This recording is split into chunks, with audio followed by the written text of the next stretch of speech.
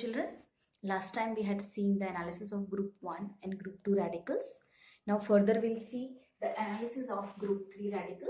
It is also known as iron group. Cations are Fe2 positive, Fe3 positive, Al3 positive. Children, these cations precipitate as hydroxides. The group reagent is ammonium hydroxide in presence of ammonium chloride. Children, we need common ion effect here. That's why ammonium hydroxide in presence of ammonium chloride. Now the procedure is original solution. Now original solution, that is if the group 1 and group 2 are absent, then we can carry that original solution here. So original solution plus 4 to 5 drops of concentrated HNO3. Then boil it. After that add 2 gram solid ammonium chloride. Again boil it and cool under tap water.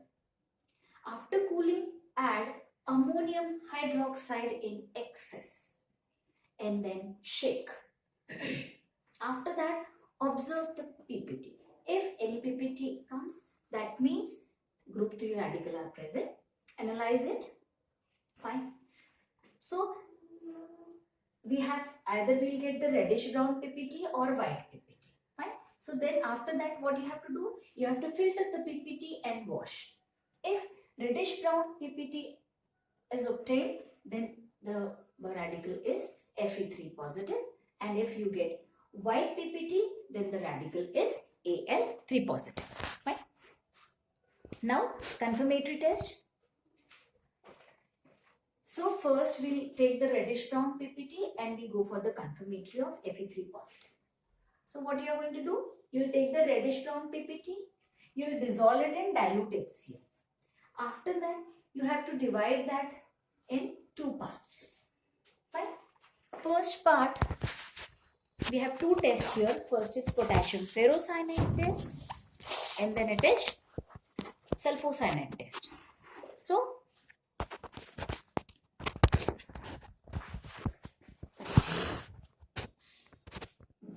potassium ferrocyanide test. To one part, you have to add potassium ferrocyanide. The formula is K4FeCN6. It is a coordination compound. You can see a square bracket as well as a round bracket both. K4 is outside the bracket, K4FeCN6. When you add this K4FeCN6 to one part, if Prussian blue color is obtained, that means the Fe3 positive radical is confirmed. Fe3 positive. Now the second confirmatory is sulfocyanide test. To the second part, add potassium sulfocyanide, that is KCNS. The formula of potassium sulfocyanide is KCNS. If you get blood red coloration, Fe3 positive is confirmed. Now children, what about Fe2 positive? So if in the salt Fe2 positive is present, so what will happen? When you add concentrated HNO3 to the salt which contains Fe2 positive, it gets converted to Fe3 positive. Fine. So now what we have to do for that? Before adding HNO3, that is concentrated HNO3, what you do? To the original solution, add potassium ferricyanide. Potassium ferricyanide, what it is? It is K3FeCl6. We had seen potassium ferrocyanide, the same formula, only K, there it is K4, here it will be K3. So K3FeCN6, this bracket. So this is potassium ferricyanide. If you get a deep blue color, that means the salt contains Fe2 positive. Now children, the question arises, then why we add concentrated HNO3? Because then when Fe2 plus is there, then why we need to add concentrated HNO3? Children, what happens? This Fe2 plus, so it does not precipitate completely as FeOH whole twice, that is ferrous hydroxide. Because the solubility of ferrous hydroxide is more as compared to ferric hydroxide. So if precipitation will not be there completely, sometimes then we cannot identify that any iron radical is present there. So in order to have that, we are going to add concentrated HNO3. Right? Now we'll analyze the white PPT. White PPT, we have two tests. One is cobalt nitrate test and another is lake test. Generally we do lake test. So to the white PPT, what you're going to do, you will dissolve it in dilute HCl and you will add 2 drops of blue litmus solution. After that, you're going to add drop-wise ammonium hydroxide. And you have to continue it till you get a blue color or blue color develops.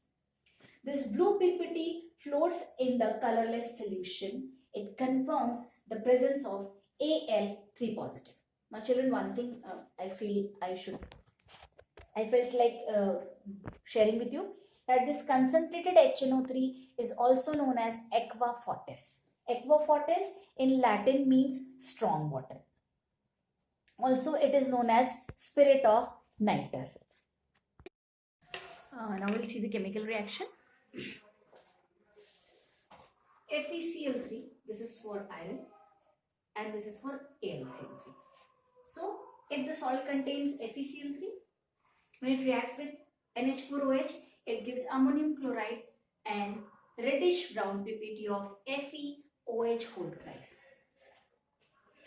If AlCl3 or aluminium salt is there, AlCl3 plus thrice NH4OH gives NH4Cl plus AlOH thrice. This is the white PPT.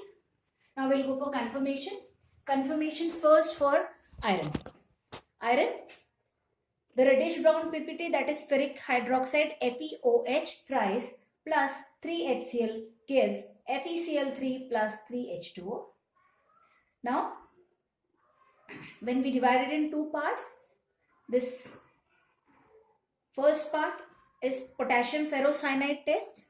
So the first part, that is FeCl3, we add potassium ferrocyanide, that is K4FeCN6, 3K4FeCN6, it gives 12 KCl plus Fe4FeCN6 whole thrice. This is known as ferric ferrocyanide and this is of Prussian blue color. Next is your potassium sulfocyanide test. To the second part, that is FeCl3 plus 3KCNS. 3KCNS, that is potassium sulfocyanide. It gives thrice KCl plus FeCNS thrice. This is ferric sulfocyanide and this is of blood red coloration. Now the confirmatory for aluminium, that is Al3 plus. We'll go for lake test here. Aluminum hydroxide, that is of white, that is white PPT. When we add 3HCl, it gives AlCl3 plus 3H2O. To this AlCl3, we add 3NH4OH, that is ammonium hydroxide. It gives ammonium chloride plus AlOH thrice. Children, when you add litmus, blue litmus solution, that blue litmus, that color of the blue litmus gets adsorbed on this AlOH thrice PPT. So here we complete with the third group. Now we'll proceed for the fourth group.